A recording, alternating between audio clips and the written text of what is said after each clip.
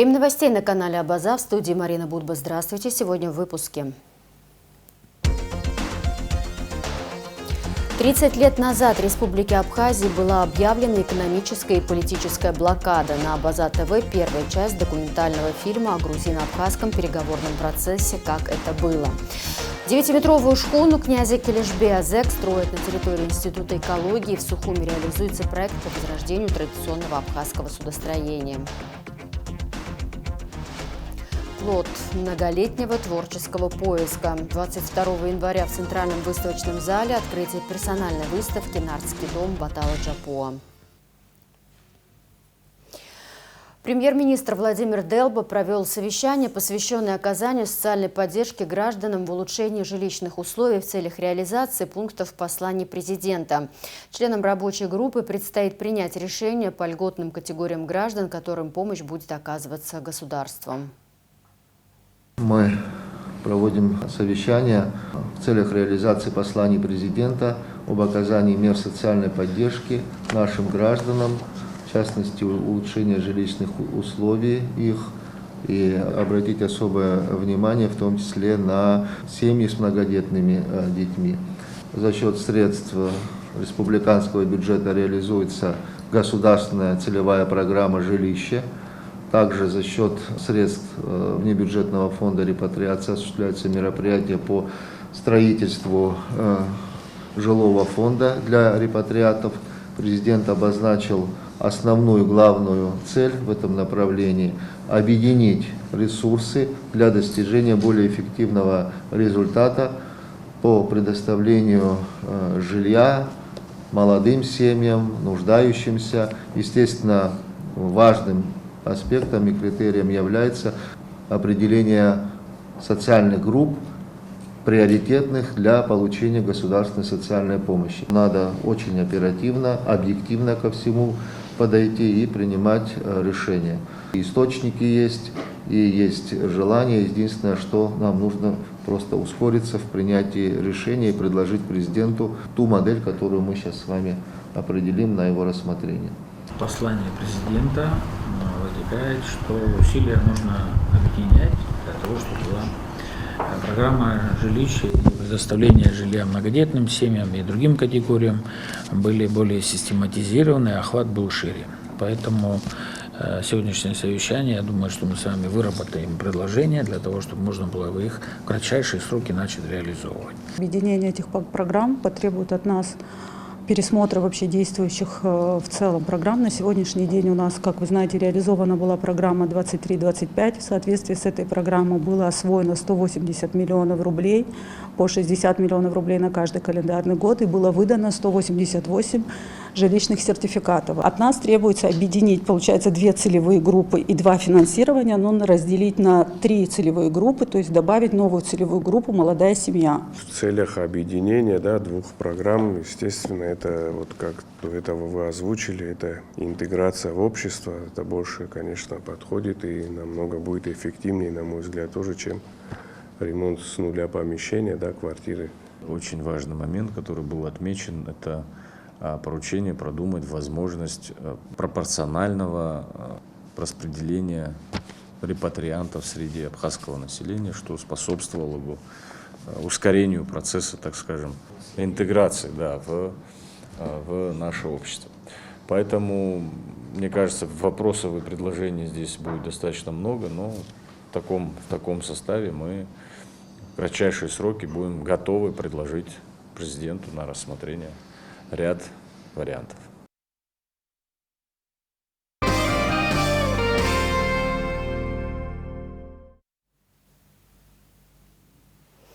Информация правоохранителей. МВД Абхазии проводит проверку по факту распространяемой в СМИ информации, опубликованной 15 января на интернет-платформе zen.ru журналистом Семеном Пеговым о якобы имевших место противоправных деяниях со стороны неустановленных лиц в отношении одного из подрядчиков, осуществляющих реконструкцию набережной в городе Сухум. Ранее в правоохранительные органы каких-либо заявлений и обращений по изложенным фактам не поступало. В рамках осуществляемой проверки получена информация из администрации города Сухум, в соответствии с которой установлено, что в отношении сотрудников подрядных организаций, исполняющих работы по реконструкции Сухумской набережной, никаких незаконных действий не было. С целью выяснения всех обстоятельств представители Министерства внутренних дел Абхазии предприняли ряд попыток связаться с Пеговым по телефону, однако этого не предоставилось возможным. Также Министерством внутренних дел подготовлен соответствующий запрос автору статьи для уточнения деталей изложенных событий, времени, месте и участниках инцидента. По результатам проводимой проверки полученных данных будет принято процессуальное решение и законные меры реагирования. В публикации российского военного корреспондента Семена Пегова содержатся сведения, которые требуют немедленной и принципиальной публичной реакции. Речь идет о фактах противоправного давления на подрядчика, задействованного в реконструкции набережной Сухума, а также о фактическом отказе властей Абхазии от предложения о строительстве современной школы при поддержке Московской области на сумму около 4 миллиардов рублей. Крайне тревожно, что общество узнает об этом не из официальных источников, а из сторонней публикации.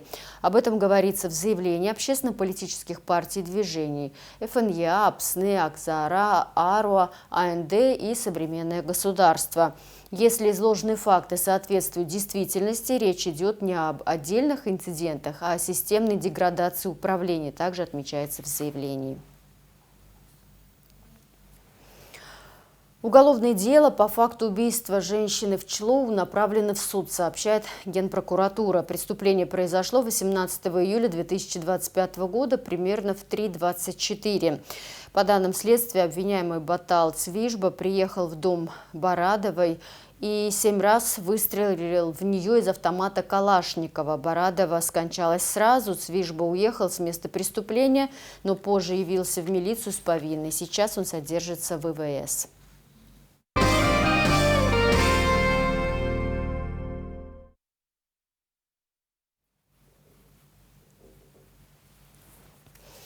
«30 лет назад, 19 января 1996 года, решением Совета глав государств СНГ Республики Абхазия была объявлена экономическая и политическая блокада.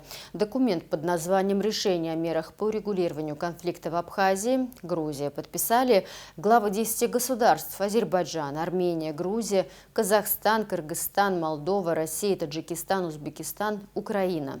Лишь 2 страны не подписали данный документ – Беларусь и Туркмения. Российская Федерация вышла из этого решения в сентябре 1999 года благодаря Владимиру Путину. Практически сразу после вступления в должность председателя правительства Российской Федерации Владимир Владимирович снимает блокаду со стороны России, подписав постановление правительства Российской Федерации номер 1029 от 9 сентября 1999 года. Окончательно данное решение СНГ утратило силу в 9 октября 2009 года.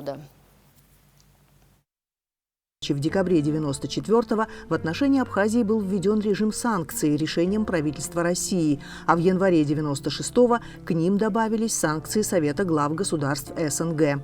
Этим Советом было принято решение о мерах по политическому урегулированию конфликта в Абхазии, Грузия. Страны, поддержавшие решение – Азербайджан, Армения, Грузия, Казахстан, Кыргызстан, Молдова, Российская Федерация, Таджикистан, Узбекистан, Украина – взяли на себя обязательство не осуществлять торгово-экономические, финансовые, транспортные и иные операции с властями Абхазии. Они также обязались не вступать в официальные контакты с представителями Абхазии. Государства СНГ, руководствуясь стремлением добиться полномасштабного урегулирования конфликта в Абхазии, обратились к Совету безопасности ООН с призывом поддержать принятые меры воздействия на власти абхазской стороны и рекомендовать всем государствам присоединиться к этим мерам. Вот этот документ мне как раз показал Пастухов, но я посмотрел, блокада настоящая. И я говорю, ну что вы, решили нас погубить? Ну, а Пастухов, я думаю, он тоже хорошо пишет. Его рук это дело было. Вот он говорит, я ничего не могу сделать, вот давай пойдем к Евгению Максимовичу. И пошли мы к Евгению Максимовичу. 50% вот из этого документа убрать. Вот там было настоящее, там ни 60-летние, ни взрослые, ни молодые, никакие не выпускались. Вообще запрещалось перемещение грузов в Абхазию без согласия Грузии. Без согласия Грузии, там тоже вот такой момент еще был, уже когда вот этот документ действовал, да, вот на одной из встреч Ельцин и Шеварднадзе, да, согласовали, что грузы будут поступать в Абхазию через Поть. Подобные решения, односторонние, не учитывающие существующих реалий, они, конечно, не способствуют достижению всеобъемлющего политического урегулирования Абхазии. Более того, здесь есть такие статьи в этом документе, которые по существу, вот скажем такая статья, что эти члены Содружества не будут вступать в официальные контакты с представителями, должностными лицами структур, существующих на территории Абхазии.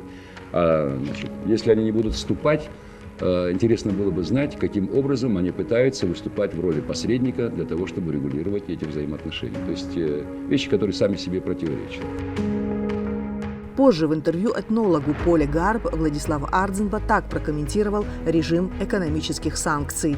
Люди определенного возраста, скажем, более 16 лет, мужчины, женщины, мужчины в особенности, не могут нормально пересекать границу. Ни один товар не может быть завезен или вывезен без разрешения властей России.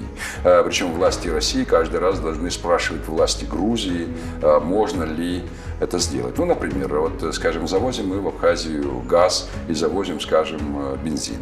Примерно полгода длится процедура решения вопроса о разрешении на ввоз 2000 или 3000 тонн пшеницы, скажем, газа или бензина в Абхазию. Это же вот все, что сковывает по рукам и ногам экономическую деятельность, и, естественно, отражается на людях, потому что мы все же в значительной части сельскохозяйственный регион. Поэтому люди могут выжить за счет продажи продукции своего труда. Это блокада – незаконное решение. Во-первых, никакие нормы международного права не позволяют отдельно взятому государству без решения Совета Безопасности по отношению к другому вводить такие нормы. В созданных для Абхазии удушающих условиях Грузия, конечно, рассчитывала добиться выгодных для себя результатов, то есть возвращения Абхазии в состав Грузии.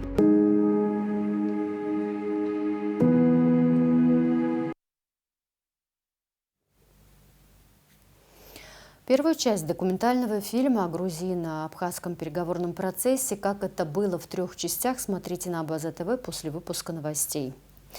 В январе 2006 года, 20 лет назад, началась первая в истории независимой Абхазии паспортизация населения. Впервые жители республики получили документ, подтверждающий гражданство Абхазии с атрибутами в цветах национальной символики. Значение этого события для изолированной послевоенной страны трудно переоценить. Мне кажется, что указ вышел в 2003 году. Указ был Владислава Григорьевича об учреждении об учреждении паспорта общегражданского. И в целом это венчало всю эту архитектуру государственного устройства, которая началась. А так мы с войны многие вышли без паспортов, кто-то потерял, кто-то утратил. Часто вырваны были листы, а вырванные листы у паспорта это уже он негодный, поэтому очень многие были ущемлены в передвижении, и плюс еще режим блокады, который был на ПСО, это все, конечно, очень усложняло жизнь. Это сейчас кажется естественным иметь паспорт и абхазский, и заграничный абхазский, и российский заграничный, и передвигаться. А в то время, я помню, у меня с войны я остался без паспорта советского, и потом уже какой-то выдали паспорт, по-моему, остатки батумских паспортов были здесь, их повыдали советский паспорт опять, то есть Союза уже не было, Советского Союза, а мне выдали паспорт гражданина Советского Союза с печатью, что это уже после 2000-х, что у меня еще есть гражданство России. А абхазских паспортов не было, и это, конечно, это было нелогично. И иметь государство, не иметь паспорт. Была поставлена такая задача. То есть информации ноль, как это делать, тем более независимая республика, новые обстоятельства и так далее. И Сергей Георгиевич дал только один маркер. Он сказал, не дороже $1 должен обходиться государству и гражданину этот паспорт, потому что гражданин покупает этот паспорт. Если он будет дорогой, ну как-то это, да, и государство.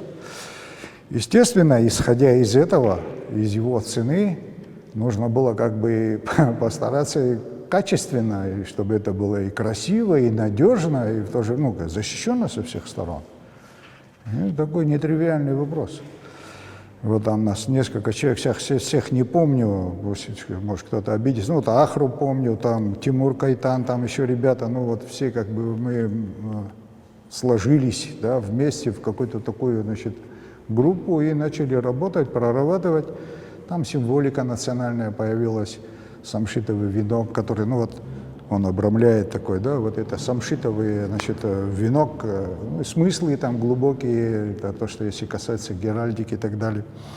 Название там, вот, например, некоторые настаивали, что не нужно вот этот атуловый вход, да, там, значит, паспорт, значит, книга гражданина.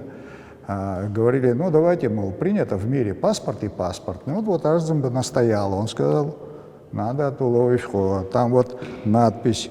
Если сейчас у нас уже, значит, идет Апсна Хинткара, то здесь наверху написано просто Апсна и Абхазия, да, это первый вариант. Здесь написано только Апсна и Абхазия, потому что Апсна Хинткара, что Республика Абхазия, Апсна и Абхазия, они равнозначную силу имеют, по Конституции это все прописано. Почему ушли сюда теперь, я вот не знаю.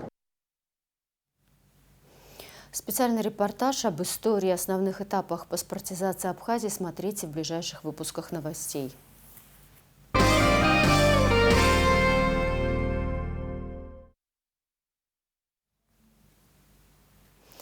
Ровно год назад, на 65-м году, ушел из жизни тележурналист, заслуженный журналист Республики Абхазии, кавалер ордена Акзапша третьей степени, ветеран Отечественной войны народа Абхазии, награжденный медалью за отвагу Даур Инапшба. В нашем вечернем эфире смотрите проект памяти нашего коллеги Даура Инапшба.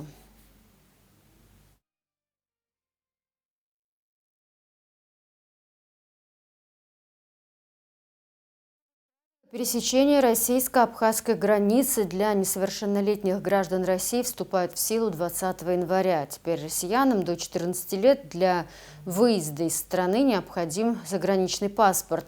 Ранее в сопровождении родителей детям было достаточно предъявить свидетельство о рождении. Для граждан Абхазии порядок пересечения границы, в том числе для несовершеннолетних, остался прежним. При этом, если у граждан Абхазии, имеющих российское гражданство, рождается ребенок в России, они должны сначала оформить паспорт для новорожденного на территории страны, прежде чем пересекать границу. Если же у граждан Абхазии без российского гражданства ребенок рождается в России, для возвращения в республику нужно получить свидетельство о рождении в ЗАГСе на территории Российской Федерации. 20 января возобновляется упрощенное оформление российских водительских удостоверений в Абхазии. Оно будет осуществляться до 1 апреля. Управление ГАИ призывает граждан Абхазии, водителей, имеющих российское гражданство или вид на жительство, не откладывать подачу документов на получение водительских удостоверений российского образца. Прием документов ведется в здании УГАИ со вторника по субботу с 9 до 18 часов. С 1 апреля абхазские водители, имеющие гражданство России, не смогут управлять транспортным средством на территории Российской Федерации без российских водительских удостоверений.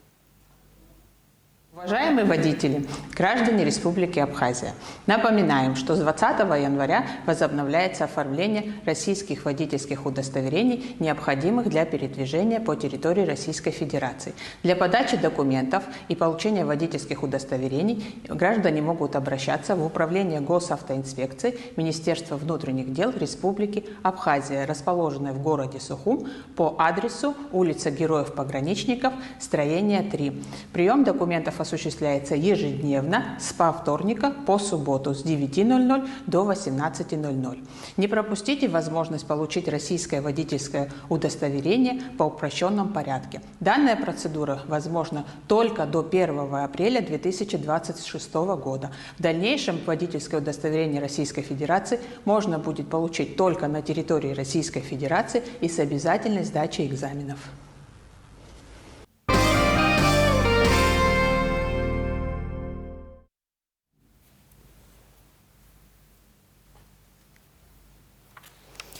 Новости образования. Меры поддержки сельских школ реализует Минпрос Абхазии в 2026 году. Один из них – проект «Учитель года» среди педагогов из сел, рассказала премьер-министру Владимиру Делбо глава ведомства Хана Гунба. Она добавила, что помимо оттока учителей наблюдается и отток учащихся. Все больше детей из сел ходят в городские школы. В этом направлении тоже нужно проводить работу, например, открыть группы дошкольного образования при сельских школах. Так будет формироваться детский коллектив, который, не распадаясь, продолжит учебу в 1 классе, пояснила Хана Гунба. Еще одна мера – целевая ведомственная программа «Сельский учитель», которая сейчас разрабатывается для того, чтобы работа в сельских школах была привлекательной для преподавателей, особенно молодых. Делегация из 20 школьников из Абхазии посетила ключевые молодежные площадки Псковской области в рамках образовательной программы «Путешествие сквозь века в Россию». Ребята познакомились с работой Дома молодежи в Пскове, узнали, как Центр молодежных инициатив помогает реализовать проекты, а в молодежном кадровом центре получили советы по построению карьеры. В ресурсном центре «Добро.рф» им рассказали о возможностях волонтерства и Международного клуба дружбы. Особый интерес вызывала школа креативных индустрий, где ребята попробовали себя в 3D-моделировании, звукорежиссуре, дизайне и работе с медиа. По словам министра молодежной политики Псковской области Дмитрия Яковлева, поездка соединяет в себе богатую историю и самые передовые возможности для молодежи. В Сухуми реализуется проект по возрождению традиционного абхазского судостроения. В мастерской на территории Института экологии участники клуба традиционного судостроения и мореплавания строят 9-метровую шхуну по историческим образцам. Проект в этом году получил поддержку Российского фонда президентских грантов. О том, как энтузиасты по крупицам восстанавливают историю и когда судно будет спущено на воду, расскажет Заур Кварча. Историк Шалва Иналыпов в своих трудах доказывал, абхазы никогда не были отчуждены от моря. Напротив, наши предки издревле строили уникальные суда, пели особые песни гребцов и мастерски владели искусством навигации. Сегодня, спустя столетия, в Сухуми решили доказать, что мастерство абхазских корабелов не забыто. Это усилители для каюты под палубу. То есть крыша каюты фактически. В этой небольшой мастерской на территории Института экологии сегодня кипит работа. Здесь базируется клуб традиционного судостроения и мореплавания. Его руководитель Леонид Черкезия 20 лет своей жизни отдал службе в Министерстве обороны. Однако, выйдя на пенсию, решил вернуться к мечте детства. И вот уже более 10 лет он строит парусные лодки. Многие из них сейчас верно служат абхазским рыбакам. Но нынешний проект особенный. Это воссоздание 10-метровой шхуны князя Келешбея, которую назвали «Озег». Как-то попалась давно статья, что наш князь Келешбей захватил курьерское судно. Это была шхуна небольшая. Вот. Но так как ее сильно повредили в бою, то наши корабелы решили построить такую же. Уже очень она понравилась, быстрая, на мелководье заходила. И вот они его построили. И вот после того, как вот эта заметка осела где-то в памяти, начали искать. Батал Джапуа включился, там, в общем, много людей. И по крохам собрали информацию. Но так как у нас не осталось ни чертежей таких, ничего, даже рисунков, гравюр не было. Вот. Начали искать похожие суда. В общем, нашли, и это, скажем так, сборная модель. Но она очень похожа на то, что было у князя Келешбея. И вот отсюда и родился этот проект, что мы решили, что показать, что у нас были корабелы, которые строили хорошие суда. Долгое время Леонид и его единомышленники финансировали проект сами. Настоящим подспорьем стала победа в конкурсе «Созидатели Абхазии». Проект клуба получил грант в размере 5 миллионов рублей. На эти средства удалось закупить качественную древесину, оборудование и материалы, что позволило выйти на финишную прямую. с их поддержкой, а то это еще долго не возродилось бы. В принципе, как видите, корпус уже корпус готов. Его вот даже сегодня можно в воду скидывать, и он будет на воде спокойно стоять. Днище уже покрашено необрастайкой, все тут уже готово. Мы сейчас ведем только внутренние работы, так что этап завершающий, скажем так. Леониду помогают волонтеры. Самому старшему из них, Надару Несторовичу, 78. Он приходит сюда каждый день, чтобы своими руками помочь оживить историю. Всего в команде 4 участников, но клуб по-прежнему нуждается в руках и приглашает всех желающих присоединиться к строительству. Всегда приходите и расскажем, как. Что много, кстати, заходят, интересуются. Вот многие не знали вот эту историю, да ее мало кто знает. У нас были хорошие мастера, корабелы, которых не осталось. У нас целый пласт истории уничтожен, его нет. И вот пытаемся мы вот этим делом возродить, чтобы интерес пошел у людей к этому делу. Лодки строить очень интересно. Сейчас на шхуне настилают палубу и готовят мачты. Место для нее уже определено. Администрация Сухумского порта выделила причал у морвокзала, где корабль станет живым музеем и учебным классом. Шхуна будет стоять там. Все желающие зайдут, посмотрят. Мы расскажем, что это за шхуна, ее историю. То есть вот у нас такое с лекциями будет. Плюс к нам будут приходить школьники, уже тоже с Министерством образования, тоже договор есть, что там по 5 или по 10 человек будут приходить, мы с ними в море выйдем, практические занятия. Расскажем, что это за шхуна, опять же ее историю князя Килишбея. Приезжие будут заходить, пожалуйста. Есть у Леонида и еще одна мечта – детская парусная школа. Спортивный инвентарь, лодки «Оптимист» и «Кадет» мастер уже восстановил своими руками. Осталось лишь найти подходящую береговую инфраструктуру. Тут сложности, помимо того, что у меня материальная часть уже есть готова, даже вплоть до спасательных жилетов в них все есть. Место нужно, помещение нужно. Мне нужен класс как минимум, раздевалка, да? Девочки, мальчики отдельно, санузел обязательно отдельно, они же после моря помыться должны. То есть тут целая инфраструктура, поэтому вот прямо сейчас открыть я не готов. По условиям гранта ОЗЕК должен покинуть мастерскую уже в конце апреля. Леонид Черкезия говорит, что это только начало. Вслед за этим судном он планирует построить серию боевых галер по старинным абхазским технологиям. Заур Кварджа и Нала Кухава, Абазатовы. Новости культуры. Государственная хоровая капелла Абхазии завершает гастрольный тур по России, который успешно прошел при поддержке Министерства культуры Республики Абхазия и Российской Федерации, Росконцерта, а также при личной поддержке президента Республики Абхазия Бадры Гунба.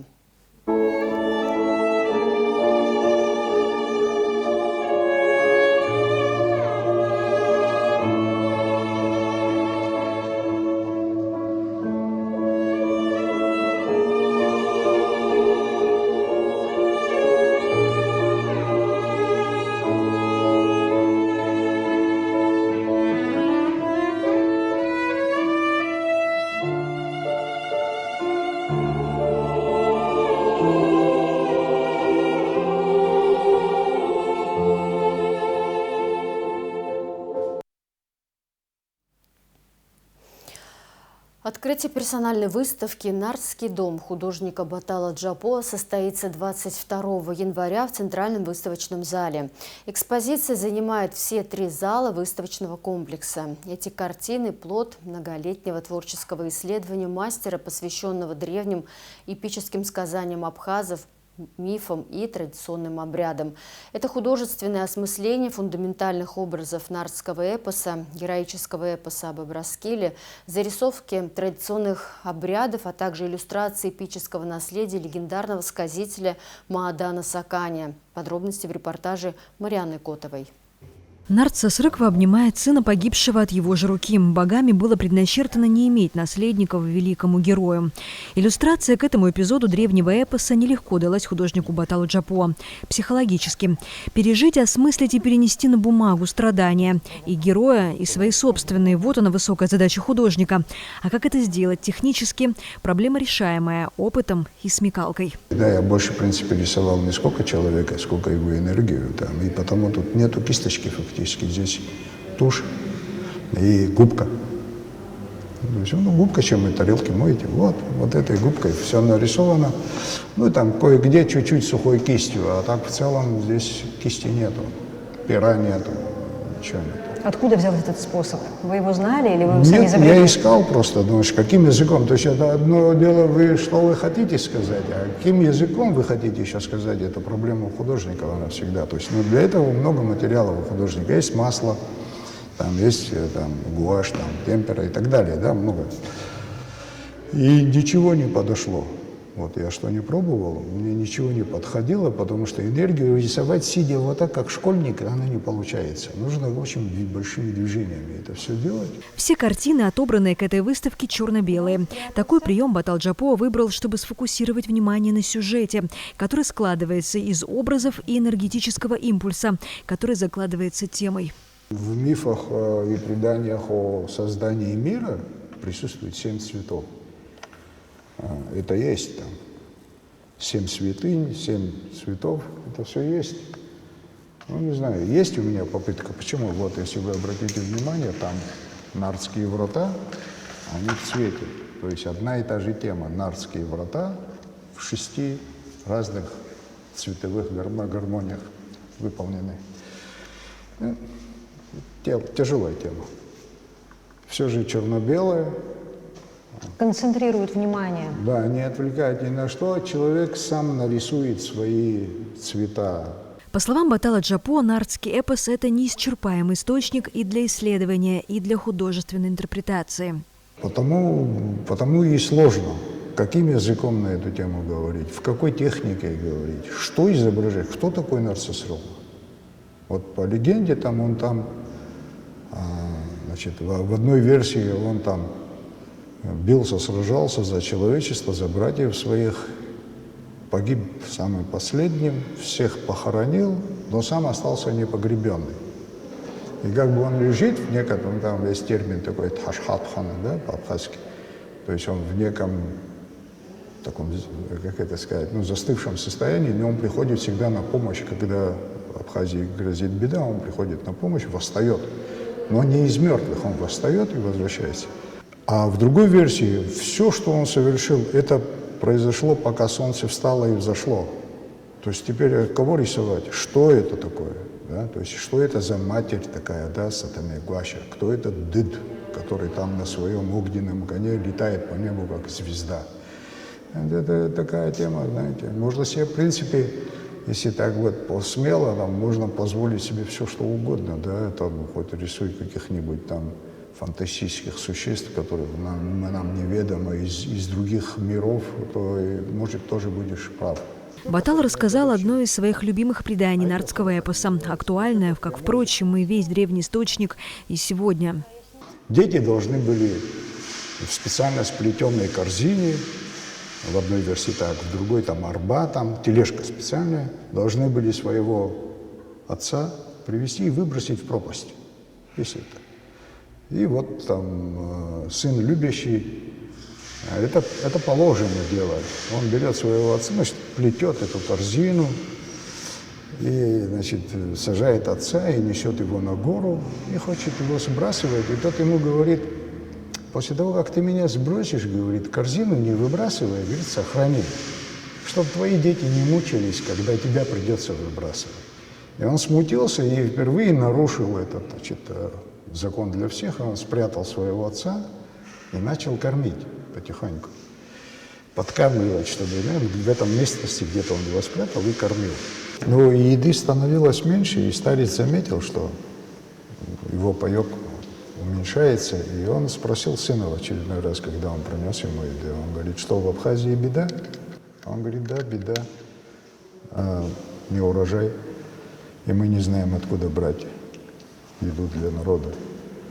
А посевы не встают, в общем. И что, говорит, решают, значит, ваши старшие? Ну, каждый день, говорит, советуется, что делать, и выхода не могут найти. И он ему говорит, посоветуй, говорит, им на совете, вот когда будет очередной, скажи, что надо пойти вдоль тех дорог, по которым они возили зерно в Абхазию, торговые пути. Пойдите вдоль этих дорог, и вы найдете зерна, просыпавшиеся, которые проросли, и их можно, потому что они более крепкие.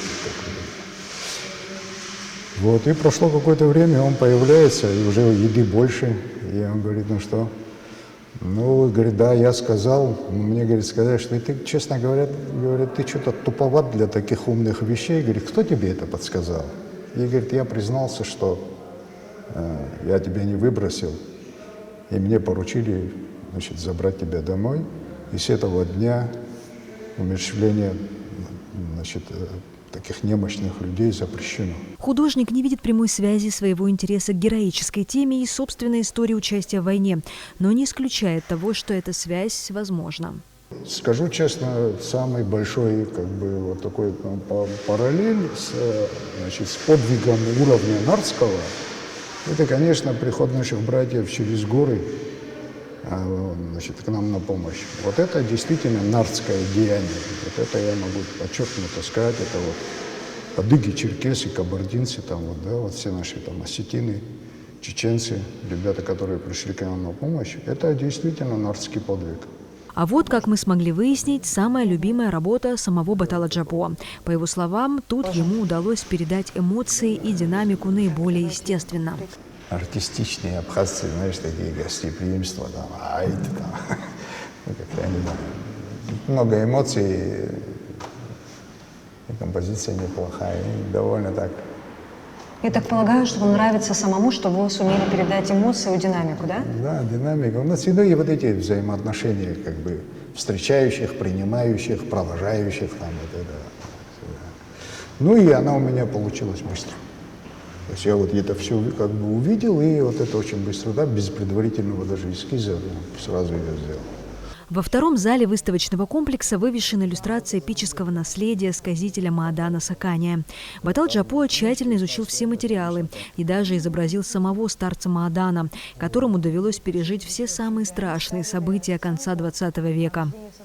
Это единственный, кто оставил в песенном исполнении нардский эпос. Несколько песен он спел на арфе двуногой.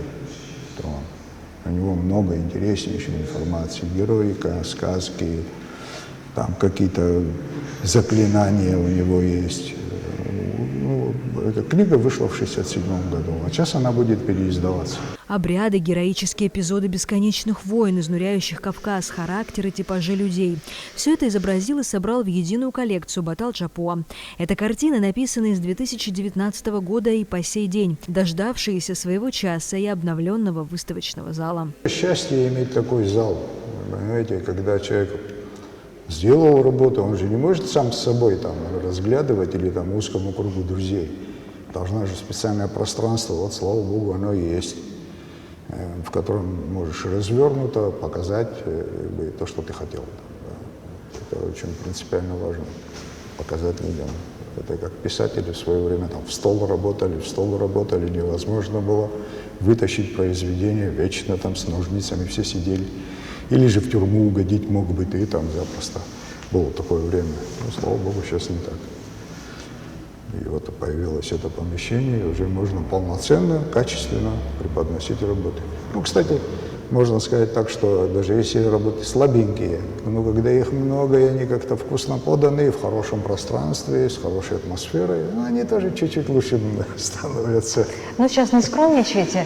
Я, вы знаете, что сейчас о чем подумала? Это тоже работает, да. О чем подумала? Вот раньше, да, какой-то период, когда была цензура, многие художники, да, писатели, режиссеры, они вкладывали, да, какие-то свои сокровенные мысли, которые боялись озвучить напрямую, в сказки. Вот сейчас вы, когда взялись за нардский эпос, не было ли это попыткой какие-то смыслы подать вот под таким соусом, чтобы они прошли легче? Я не думаю, что нардский эпос может быть таким манипулятивным как бы инструментом для того, чтобы еще что-то там сказать. Там смыслов своих настолько много, что там ничего больше не нужно. То есть, и эти бы еще осилить, да, те смыслы, которые там. Тут, заниматься еще вот этим. Нет. Да и нет у нас такой нужды. У нас здесь все говорят все по делу, и все, как говорится, в лицо. Это наша культура, общение, она такая очень хорошая. Батал Джапо говорит со зрителем не только образами, что мы видим на холсте. Тут еще важен стиль, который как будто угадывается в каждой его работе, но при этом ни одно лицо и ни один штрих не повторяется. Его композиции не повторяются, и одежды, и типажи не повторяются, он ищет и находит, непредсказуемость присутствует. А еще по картинам Батала Джапо можно изучать историю. То, как выглядит облачение воинов, не художественный вымысел, а доподлинный факт. Каждая работа несет за собой свой смысл, свой сюжет. И когда подходишь к работам, это не просто картинка. Здесь каждая деталь важна. Каждая деталь, она прорисована идеально. И я преклоняюсь перед этим художником прежде всего. И каждую работу здесь очень много философии. Помимо того, что здесь есть история, богатая, интереснейшая, здесь есть философия. Выставка «Нардский дом» откроется 22 января. У жителей и гостей Абхазии будет возможность узнать чуть больше о нардском эпосе, а может и вдохновиться интерпретацией художника. Марьяна Котова, Торник Амичба, Абаза ТВ. Отдел кинематографии создан при аппарате Министерства культуры. Основными задачами подразделения определены сохранение, развитие и популяризация национальной кинематографии, обеспечение условий для развития национального кинематографа, повышение роли киноискусства в возрождении духовных традиций абхазского народа, создание условий для доступа населения к произведениям абхазского и мирового киноискусства. Приказом министра начальником отдела назначен Теймураз Станя, сообщает Министерство культуры. Кроме того, при аппарате Министерства культуры создан отдел креативной экономики и культурных индустрий. Начальником нового подразделения назначена Светлана Габония. Отдел займется формированием государственной стратегии поддержки креативных индустрий. В числе приоритетов – интеграция креативной экономики в экономическую систему страны. Планируется развитие отраслей от IT и дизайна до кино, музыки и архитектуры, а также внедрение современных технологий для передачи культурных ценностей. На набережной Сухума ремонтируют подпорную стену. Профильные службы администрации города Сухум ремонтируют второй участок подпорной стены на исторической части набережной, сообщает пресс-служба столичной администрации. Агрессивная морская среда разрушила несущие конструкции стены на набережной у кафе «Пингвин». Второй этап ремонтных работ включает реконструкцию стены протяженностью 54 метра. С помощью техники установят 10 8-метровых буронабивных свай. Работы при благоприятных погодных условиях планируется завершить к концу января.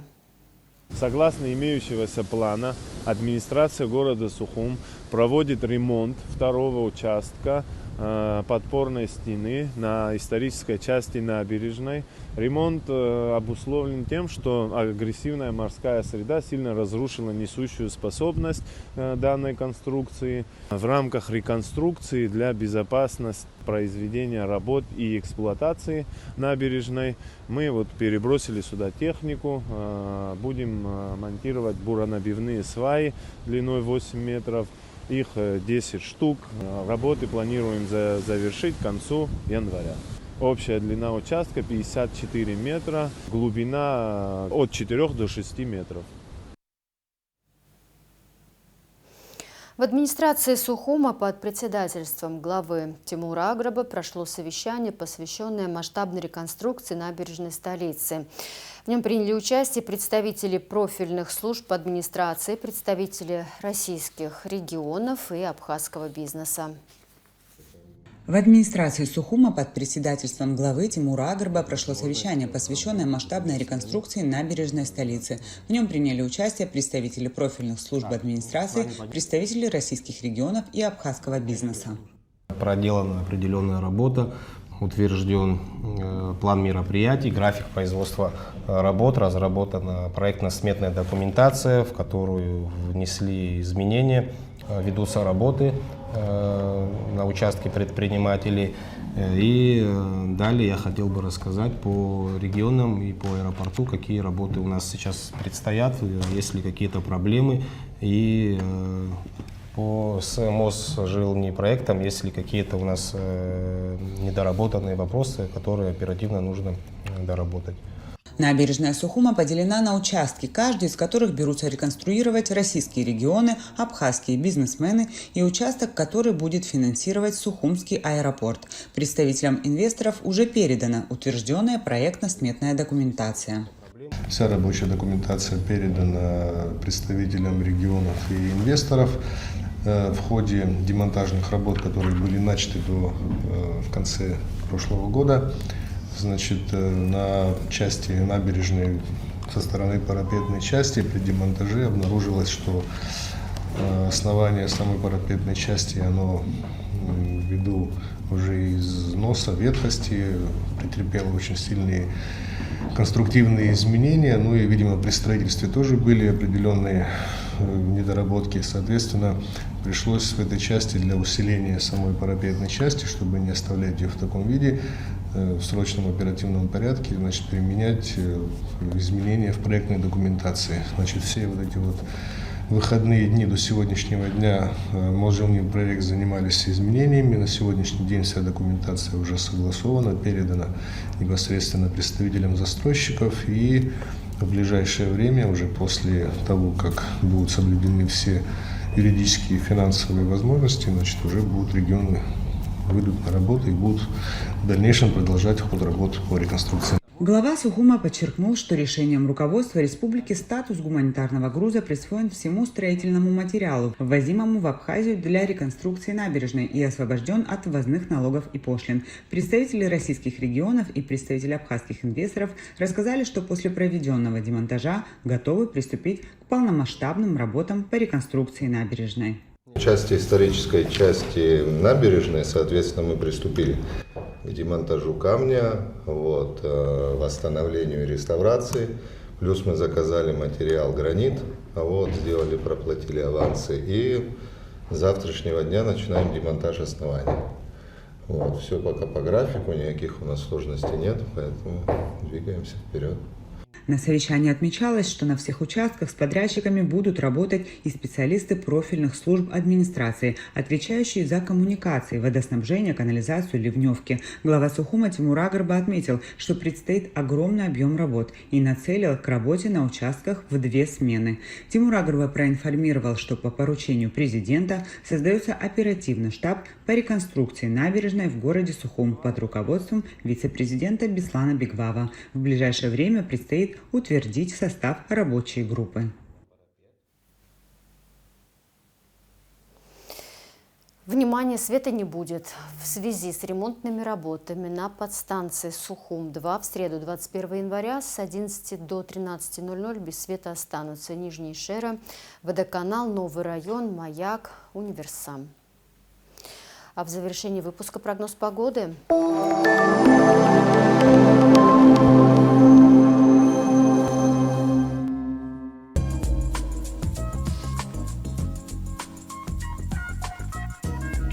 В среду 21 января ожидается облачное с прояснениями погоды. Ночью и до полудня временами осадки разной интенсивности в виде дождя и мокрого снега.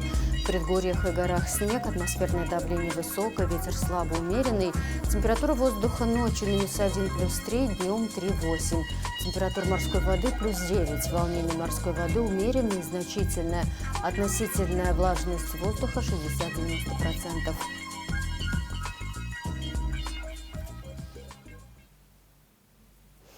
А на этом у меня все. Я с вами прощаюсь. Всего доброго и до свидания.